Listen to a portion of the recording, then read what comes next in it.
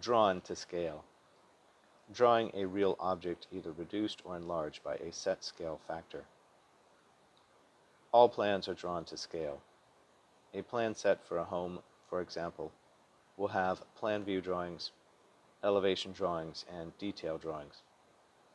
All of these will be drawn to a scale, which will be clearly called out on the drawings.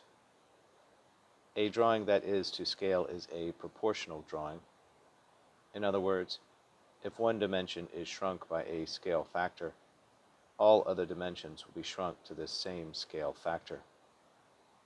I have a scale model of a helicopter on my desk I use to show students. The model is a 1/43rd scale model of an Agusta A109 U.S. Coast Guard rescue helicopter. The idea of a scale model is that the overall shape is reduced proportionally, so that the smaller version looks exactly like the original, only smaller or larger. So too, scale drawings look exactly like the depicted shape or object in every aspect, but are either smaller or larger. This is what similar means in geometry. Similar triangles are exactly the same shape, but of different sizes.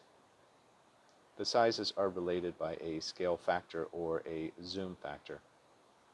Also in geometry, we have a dilation. Dilation starts with an original shape and either enlarges it or shrinks it by a zoom factor. In terms of what we might draw to scale, a map might be the most commonly understood drawing that is drawn to scale. Maps will always clearly label the scale the map is drawn to. The other important use is house or building or structure plans. Drawn to scale means drawn exactly like the real shape or object, and either reduced or enlarged by a scale factor. Antonyms: actual size.